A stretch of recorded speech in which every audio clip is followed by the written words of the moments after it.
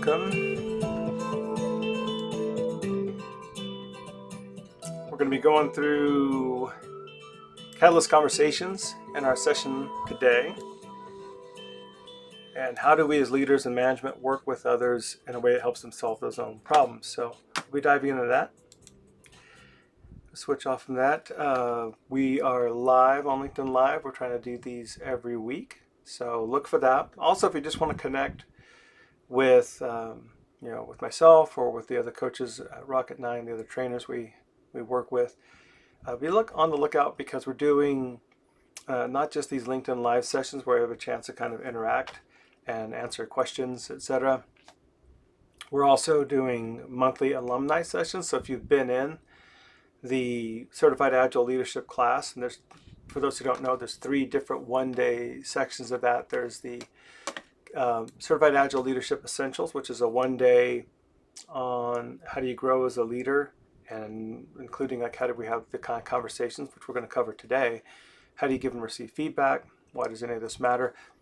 When we're in the situation where there's like the frozen middle that's not engaging, senior leadership has said, we need to go agile. And yes, at the team level, we know what that means. But what about everyone in between that, between the senior leadership and the teams? Well, it's a lot of mid-management and senior management. And that seems to be a common challenge for them is, what does that look like now for my role? How do I support and help this? And now, thanks to the Certified Agile Leadership class from the Scrum Alliance, it's a great 1-day overview on what does that role look like. And not just, I want to not do the wrong thing, is something we commonly hear, but also like, how do I help support and enable my team to figure out things for themselves? You might even be the smartest person in the room.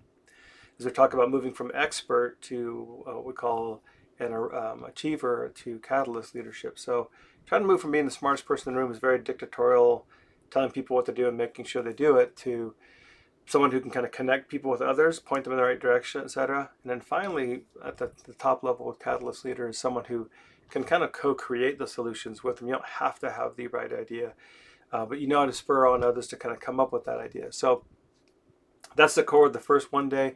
There's now a Certified Agile Leadership for Teams. That's the newest addition to the Agile Leadership, and that's more about at the team level, how do you develop and grow hyper-productive teams? What do those dynamics look like? What is psychological safety? Why does that matter?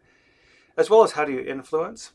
How do you take advantage of the uniqueness among your people, as well as how do you capitalize on what's common among people? So there's a lot of good research around that and examples we can point to for those.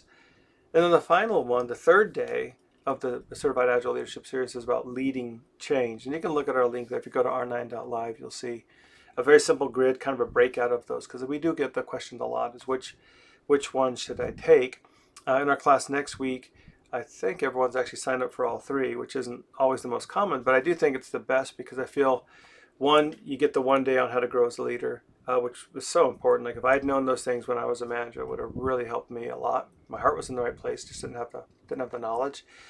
And then since Scrum is really based on teams, autonomous teams, then the Cal teams is, I think, really critical, even if you're not directly working with the teams, to understand what are those dynamics that we're trying to foster so that those teams can really take off and explode and be productive.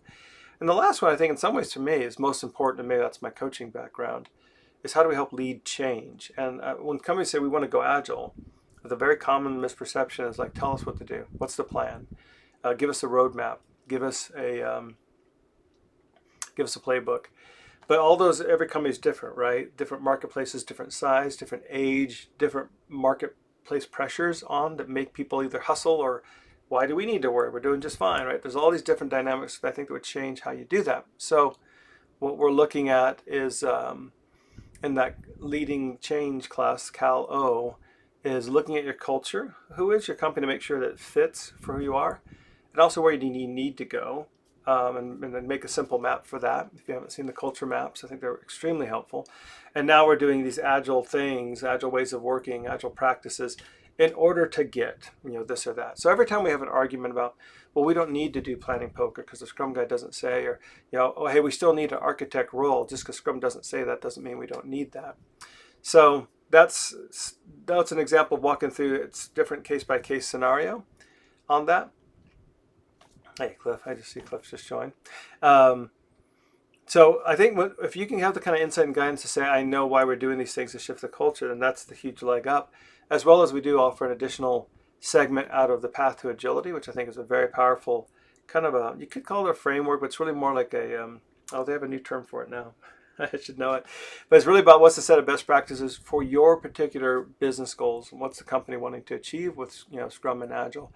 And we put you in the starting blocks to achieve those things. So that's a quick overview of those 3 different one-day classes in the Cal class. And again, if you go to r9.live, you'll see kind of the quick summary of that and see what you think of that. So I'm going to pull up and double check that we don't have any questions before we dive in, and we're going to hop into the section today. I'm looking, I don't see that. Okay. I think we're all good. I'm going to make sure the mic is still going out, make sure I don't miss this.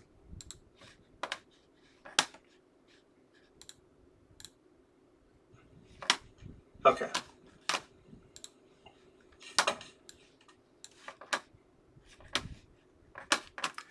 All right, looks like we're good. So I'm going to continue on. I don't see any questions on there. So feel free to comment, ask questions. That's part of why we're trying to do the interactive things portion to allow you guys to ask questions around some of that. So let's take a look. What we're going through today is, like I said, we're just lifting a piece of content from the Certified Agile Leadership Essentials class. We've already walked through one of the 3 levels of growth. I mentioned them earlier about expert, achiever, catalyst. And now let's look at someone who is trying to act as this catalyst type leader, who doesn't have to have all the answers.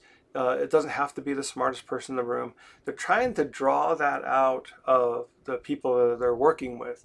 So we run into problems all the time, right? Or we have to make design decisions or different approaches. We've got to figure that out.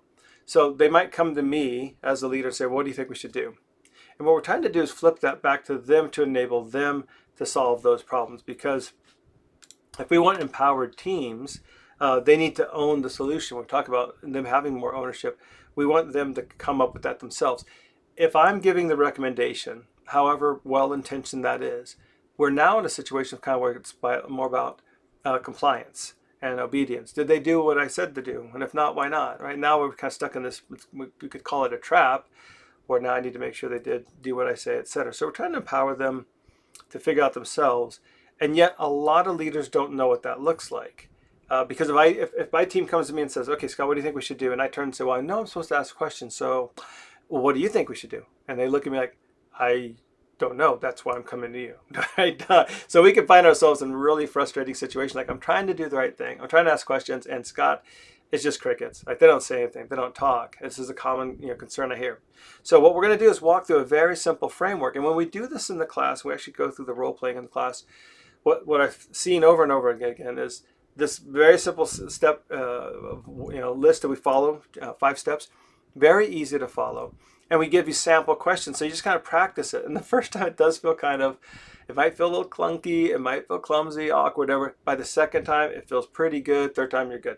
And before you know it, right, everyone's just having these catalyst conversations. You manage to kind of turn the script on its head. When people come to you with problems, they're walking away with not just solutions, but they're walking away with their own solutions that they came up with, that you helped them to come up with. So let's take a look at this very simple step-by-step approach, and then let's double check to make sure there's no questions, and take a look at that. All right, so I'm going to switch over to my iPad to do some drawing. Let's see if this pulls up. There we go. Looks like it just did. Wonderful. Thank you, iPad. So I'm going to draw up those steps first of all, and we'll walk through them each one by one. So number one, and let me label this at the top for those who are like, you're watching but not talking. I'm going to just draw at the top so you can see what we're talking about. So we're going to talk about catalyst conversations, but really you could call these, that flipped over. There we go. And I'm going to make this combos because it's not going to fit.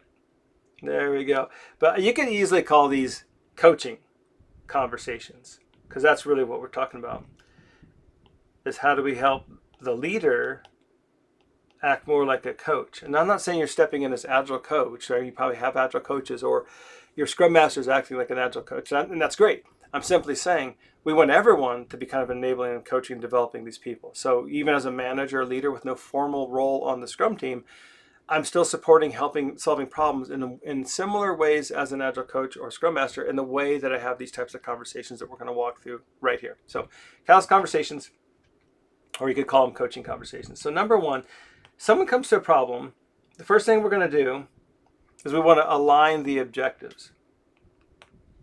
Make sure that we're aligned. So if someone comes, I want to make sure I'm understanding what that is. Think about the common situation when someone's coming like, this is so frustrating and they shouldn't be doing this. And I don't know why that other department, you're like, yeah, we should figure that out. And tell you what, let me call Bob. And like, no. There's nothing really changed. I'm just frustrated, right? So their objective isn't we need help to solve this problem. Their objective is I just wanted to vent. It's frustrating, isn't it? Yeah, I get it. And then off they go. So you might double check, like, are you looking for my input on this? Is this something we need to solve?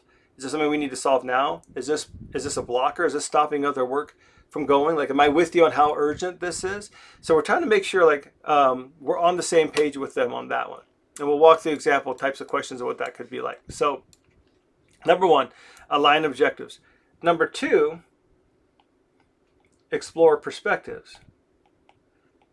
So this is where we want to get their perspective on this.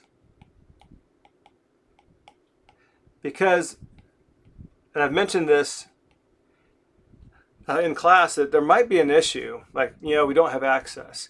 But really, if you kind of say, so it sounds like you just don't have access and that's it. Well, they might go on and say, yeah, but this happens all the time. It's frustrating. I don't know why we need to go through these many steps just to get access to something that we use all the time. All right? So the real issue there on the perspectives is, look, I have to ask for this, but the problem is, for me, it's more frustrating than anything else. So the perspective is looking at how they, not just what's happened so far, but how they feel about that, trying to get the full understanding of that. So once you've kind of explored the perspective, this is where we come back and summarize, coming back and, making sure we hear them, right, is we want to clarify that understanding. And this is classic mirroring back to them what I hear them saying. And sometimes it's as simple as that. Let me make sure I hear you right. Let me summarize and see if I got everything. Is what you're saying, right? So this is where I'm making sure I'm just repeating back at some level. Could be the actual information they gave, the data. And it could ideally be more like the emotional thing. I hear what you're saying. Now, the last two steps, this is where people trip up a lot. So in step 4, this is where we'll share. And this is a critical step. We'll come back through on why this one is so challenging, I think, for many of us, including myself. But this is the point where we will actually give our 2 cents. Could you be saying, well, Scott, look, I've worked here for 7 years. I know the systems. I know how all this stuff works. Shouldn't I help them by at least weighing in? Yes, once we get down to this point. So that's where we'll do that. We'll pick that up. And then 5, and I think the most powerful part of all this is empower. Empower the actual action of what they're going to do. Because when we say, like, how do we enable and empower our teams? Well, this is where we're doing it, because we're going to say, what do you think you need to do? All right, what's your next step? How are you going to advance this? So I do want to put it back on them. So let's come back up to the top here and start here. I'm going to change the color so we can just highlight a little bit, and then let me put, so it doesn't look so awful, because it does look awful. I'm going to put a nicer color blue on that up here. So we're talking today about catalyst conversations. You could call it coaching a little bit. Put that under there. Catalyst conversations. I'm going to come back over and let's highlight a few things. And green's a positive color, and that could be nice about this. So let's look first at aligning objectives. So the kind of questions we're going to ask here, walking back through these, making sure we're here for the same type of thing. So here's some examples. What's the issue or challenge you're facing? Right? Tell me about that. Who else should be involved? Who else should we have come into the room? I already mentioned one about, like, how much time are we talking about? How quickly does this decision need to be made? What would you like as an outcome of our conversation, our time together? Like, are you looking for something specific, right? Yeah, I want a decision, yes, no on X, Y, Z. How would you like me to assist you? right? So partly we walk in like, you came to me because you want me to solve your problem. It could be like, well, how can I assist you? It could be like, well, I just wanted to run some things by you. I just thought it'd be a sounding board, or I need you to approve what I'm asking for, something like that, right? So how can I assist you?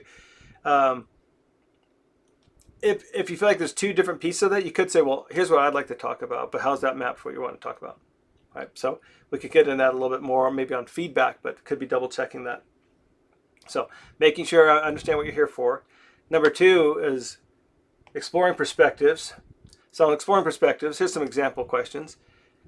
What's your take on the situation? What's your perspective? How do you feel about it? Right? And now sometimes I might ask them, and depending on the people you work with, they're not always so aware of their feelings. So you could try to have empathy or emote and just kind of say, gosh, I could see how that could be frustrating. Or boy, if it was me, I'd just be beside myself. Right? Now that gives them a chance to say, yeah, you're right. Or no, it's not frustrating. I'm just bothered. Right? So that their take on it could be how they feel. It would also be a walkthrough of, well, tell me what you've done so far, right? Which is a classic walkthrough. Like, tell me what steps you've done so far. Sounds good. How long has this been going on, right? Is this frequent? Give me the history a little bit. Why is this so important, right? If you're hearing something like, I don't know if that, okay, but you tell me why. So why is this? What's the significance here? What am I missing? And is there anyone else you're discussing this with? Who else? Maybe are you talking with other people about this as well? All right, so now we've kind of got the whole take. Then we come back to step 3, clarify it. Let me make sure I understand you. Let me repeat back. Let me check that I got this right. I can see that this is frustrating for you. Is that, am I picking that up right? Is that correct? If there's an interesting perspective on this, is there something we could explore a little bit deeper? It sounds like there's more issues there. And sometimes when we get into these, when you're mirroring back, they'll say, well, yes, that's part of it. And now you realize you got like 2 or 3 problems that I still don't have access, but it takes forever. And the manager of that department is just being mean and rude. Okay, so I hear 3 issues. Which one do you want to focus on? Which ones do you think are most pertinent? Because honestly, we're probably not going to solve all 3 by any stretch. I'll peel away and say, can we pick one of those? What's the biggest bang for the buck, or which one's just on your mind the most? If you feel like on clarifying step 3, it's getting to be a lot, break it apart. Like if this was a user story and we're disagreeing as a team, like, no, it's super hard. No, it's super easy. What part's the super, what are you guys arguing about? Well, this one aspect is the issue. Snap that off. Let's pick out that part later. Let's come back to the main part, right? 3/4 of it we agree on. Let's vote on that. Same thing here. Can we agree on this one part? Let's come back to the others. So that's kind of the part of the clarifying it. Maybe if there's relationships between them, you can explore that. Now, step 4 is where I said we get into problems, because this is where you want to, this what all of us do is, here's what I would recommend you do, right? Or, tell you what, do X, Y, and Z, and let me know how that goes. So now I'm back to solving the problem for them. Now you might say, well, Scott, I already walked through the questions. They know I'm not. But every time we make suggestions, it's implied that they should do that. So if I'm at, the example I like to use in the class is if I take a friend out to a coffee shop and they're sitting down and I'm looking at the menu and they've got a menu, but I say, you would love their white almond mocha with soy decaf. I don't know. My daughter ordered a really strange one recently. I was trying to remember. I couldn't get all the words right. So I'd like, oh, you would love that. Well, now they have to kind of say no to my recommendation. And it's the place it's my favorite coffee shop, so I would know, right? And now they're like, well, sure, I've never had a matcha soy latte. That sounds delicious. So here's what I would say is, gosh, you know what my favorite thing is? X. Now they just decided to pick that up. Like, that is interesting. Here's what I'm going to try. So when they come with problems, I'm saying, you know what? I remember being in a situation before, and I found it real helpful to get a couple of different voices weighing in. But so what do you think you're going to do? Now that's a big difference from, why don't you get a few other people involved? Why haven't you tried X, Y, and Z? And those are questions, but they're really statements. Have you considered? So I just want to say, here's what I've seen. Here's what I found helpful. One thing that I've always remembered, that I kept in mind. But then I flip it right back, and this is so key on step 5. But what do you think you're going to do? All right. But what do you think it looks like to move forward? So what do you think the options are? What are you looking at? What you might pick? And I'm going to really put on them to come up with their own. And they might take my idea, but lots of times when we're in the class, they already have ideas. If you'd be surprised at what to solve it. Now, once they say, "Well, I think I just need to go and have a one-on-one with the manager of that department about the approval process for that." Okay. Now, the powerful part of this for empowering it is really almost like SMART goals: specific, measurable, actionable, realistic, time bound. So I might say, "Okay, sounds good. So you have that conversation with that manager in that department. When do you think you'll have that by?" So that's them putting the data on. I'm not pressuring them, but it's super helpful to them. It's empowering them to realize, like, yeah, I guess I could have that. Now, honestly, inside they're like, I don't really want to have that conversation, but because you're asking, like, well, yeah, I guess I could try catch them Friday then, and that's what's really helpful in empowering them, that they're gonna do something by a certain date. That to me is the powerful part of coaching. Is they came up with their own solutions, they came up with their next steps, and they're going to kind of run that out to remember that. Now, you could do a simple screenshot of this, what I'm displaying to you, and keep it up. Like, I know many of us are still in like Zoom Wonderland in your meetings. Just screenshot it and keep it up to the right, that when someone comes and has a problem, you can just pull it right up and walk through it. You might find that really helpful. Or, as I've realized that these also can spell out aches. So for me, AECS, and that's a silent E, right? That's these letters here. Because these conversations are hard. For some of us, they're not so easy. We're trying it for the first time, like, oh, it aches. Yes, it does. And so I'm sometimes in these meetings, and I don't have the little cheat sheet in front of me. I'm like, aches, aligned, make sure we're aligned. Okay, great, I did that. Now explore the perspectives. What have you changed so far? Great. The C is for clarify. Okay, so let me make sure I understand you right. Great. The S is for that's where I share my insight. Okay, so here's what I think here's what I've seen helpful. E is empower. Okay, what do you think you're gonna do? You do that 1, 2, 3, 4, 5 times before you know it. As so many people have said, it just becomes natural. That a lot of these conversations, not all of them, keep in mind that 3 levels of leadership we talked about before, of expert, achiever, catalyst. There's going to be times when you should be an expert and just tell them what to do, and not like, what do you think, right? So if your production environment's down, right, this is not me like, well, let's explore perspectives and see how you feel. Like, no, like, just look, do X, Y, and Z, check these servers, double check the manifest, double check, reach out, Amazon, see what they're saying, what's up with their, right? Just go, because the house is on fire and we just need someone to tell us what to do. But there's plenty of opportunities where we're trying to figure out, how can we hit that goal? Will that feature make it into the release? Is that a realistic time frame? Is that the right solution approach? Is that estimate, solid? Do we really feel comfortable with that? Are we doing Scrum the best we can? Or should we even be doing Scrum? Or how do we scale? And those are wonderful areas that I'd love to engage and explore with those people. I would add that one of the most powerful things you can do for your people is ask them for their input. Right? They feel bought in by simply being asked, and they understand that they may or may not be able to follow through on that. So I see that there was a question. Yeah. Hey, Sonny. It's great to see you again. See you. How do you respond in 4 or 5 if they bring a problem that you yourself have not come across or have led successful solutions in the past? Yes, that's a great question, Sonny. And I'm hoping, this is more of an aside, I hope that all of us are challenged enough that we're being stretched outside of our comfort zone in terms of, like, I just know this. It's always great if someone's asking you what they think about something you have mastery over. At some point in the world today, we're going to be outpaced on that. So I'm trying to get more and more comfortable. Like, I don't know.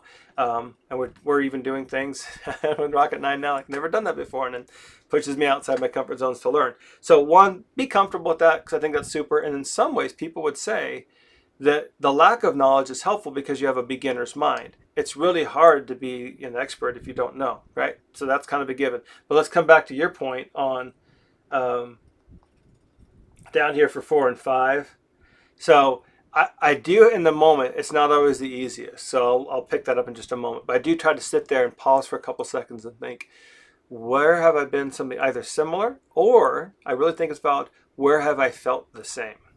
Because I think some of those principles will be the same, right? So if I'm in a situation, think about this. There's, I'm trying to think of something that's come up recently. All right, well, let's pick an example that someone came and asked for help as a company, and we're looking like, I don't think I don't think we're the right fit. I don't think what they want is really, we could, but it's not really who we are. They'd be better served by someone else. And inside, you're having this frustration, like it's always hard, like to say no to opportunity, to get to do some good work. I look back and think, where have I in my past said no to something that was good for the sake of something that was better? And even if I shared that story with you and said, you know what, I remember when I was choosing between, I'm making this up now. I was choosing between, should I go to Harvard or Columbia? And I wasn't sure. But there's a similar situation where I had to say no to something that was really good in order for something I think that was more true and authentic to myself. I think people will relate to that. Keep in mind, as much as we might not think it's the case on the surface, we're much more emotional creatures that have some logic rather than logical creatures that have some emotion. If I tell you a story that you can identify with emotionally, it's going to be a huge help, because that's going to be more about, I'm trying to make a decision when I don't have all the data I want, so there's still uncertainty. I think this is the right thing to do, but there's some risk inherent in that, right? All these options look good, so nothing stands out. How do you make a decision when everything, right? So we get pressed in those situations similar. So that's one I would look at. The other one I was kind of saying I wanted to put on the side, I'll pick back up. And I know you will on this Sunday, that I think you would relate to this, is I think it's really important that we show up comfortable, not let's just say I'm stressed out. If I'm anxious about something, and it's going to happen, so someone really important comes in, they want a decision on something like right away, it's going to put some anxiety on me. And the truth is, I'm not using my prefrontal cortex anymore because I'm stressed. I'm using the limbic system, and that's just not the smartest part. It's reactionary. It's what we already know. The reason I'm stressing this right now is I think much more than we realize, the more I practice in this area, the more I realize I think we carry some subtle just stress, like, like the radio buzz. If you're, this is probably going back, turn your radio on, it's not tuned into a frequency, but you just hear this buzz of static. It's a little like that. Do we have some static? So I'm in this situation, they just want to sit and take a couple of breaths and then answer. And sometimes it just comes a lot, more clearly to you, but be willing to pause for a moment and this is hard. Every time I've been there, they said, I'll sit there and think, that's a great question. Well, right? But even those few seconds, but for me, that feels like forever. Even, while we're doing the live stream especially. So I'm trying to make sure I'm calm on that one. Now, even if you feel like you don't have anything, you can still go to step 5 and say, well, has our conversation helped give you some clarity on what you think you need to do next? Even if you didn't bring the goods. Plenty of times I've seen that people didn't bring the goods, but the process of someone talking through this with you as a sounding board, incredibly helpful. And I would bet most of the time, sincerely, most of the time, they got the clarity they needed by just talking it out with you, not the ideas you had. So trust that the process gets you there. And if not, worst case, just like a Spike story, like a Spike user story, they're like, well, I'm still not sure. Well, then come back to the problem like, well, what's the simplest thing we could do to advance this? What's the smallest part that we do have a shared understanding of? What's the one piece that we do have clarity on, but the other parts need to come? Because we can always snap that part off, do something, and then come back and inspect and adapt, in a few days, a week or so, and we'll probably have more clarity, learn some things, had a conversation with someone that yielded insights, right? We're always getting smarter as we're going. So talk about like this idea of emergent clarity, I would call it, on these catalyst conversations that also might get you there. So there's 3 different aspects I think that might be helpful on that one. And I've even had a few times I just said that, gosh, yeah, I don't have an experience in that area. Sometimes I'll say, well, tell me more about it. And that ends up giving some clarity, which is great. Sometimes I just have to say, well, let's just talk about basic, problem solving techniques, which, by the way, might be something to look into. I don't know if you're in the Cal Teams class, but in the Cal T, we look at causal loops, systems thinking, and we look at the A3. Well, I don't look at A3s, but A3s are good. And the Ishikawa. Just for tools like I'm just good at problem solving. We can always just get better at good problem solving. All right. Yeah, great point. Cliff made a great point in there. So part of it's working through the things are just always better. So I still think I do believe strongly, just having these catalyst conversations with others is a gift to them. You're helping them think through things. You're helping them learn how to do more problem solving. You're adding your own experience to the mix without being, dogmatic and micromanagement. No, I'm just helping you. I think it's really a gift. So you're right, Cliff. Even just going through that, super, super helpful. I'd say 98% of the time it's going to be better solutions than they had all the hours or days in the world to try to come up with the right answer solution. I'd rather just have a conversation, figure that out. Awesome. All right, I'm going to come back. There we go. That covers it for now for just the Catalyst Conversations coaching. As I said, they're in the Cal E class, the one-day Agile Leadership class. If you're wondering how to get management to work with teams in a way that's not so directive, and have to be the smartest person giving solutions. You want them to figure out how to work with others, collaborate with their teams, not kind of, tops down management, override them, etc. This is where you want them to go. It's a great entry into the other parts of Agile Leadership as well. Also, again, on R9 Live, you can compare the classes, but also look at our schedule, or get on the email list for the Cal alumni calls where you get together with other leaders and just talk. Also, the preview sessions where we truly just deliver a piece of the class, as if you're in the class. But those preview sessions are great for those who aren't quite sure if they're ready to sign up for the class, or they want to know some more what's in there, or you really think someone should go and they're not going to go until they actually get the experience a little bit. Well, that's a wonderful 1 hour session to just get their feet wet and get an idea like, oh, this is helpful. This is good. Really at no risk, no cost, but we want to kind of expose the ideas to others because we hear all the time, such a great class. I wish everyone in my company would take this, but usually it's the most agile people that are taking the class to see the value of it. You're trying to get the other people who aren't so agile to try it out. Do take a look at the preview classes for that. We are running and scheduled to run the Cal every month, so be looking for that as well. I think that's everything. For some reason, Cliff, I'm thinking there's one other thing we got going on, and I'm drawing a blank on what it is. You remember? I don't remember. I thought we had 4 things, but of course, we have all the other training classes, CSM, CSPO, the advanced classes as well, with the wonderful partners that we work with. So do take a look at that. Yeah, it's not going to come back to me. It's just one of those days. All right, I'm going to sign off for now. I'm so glad you guys joined us. Thanks for the questions, Sonny. Look forward to seeing everyone hopefully again. Invite others. We'll see you guys in a week or so. Bye for now.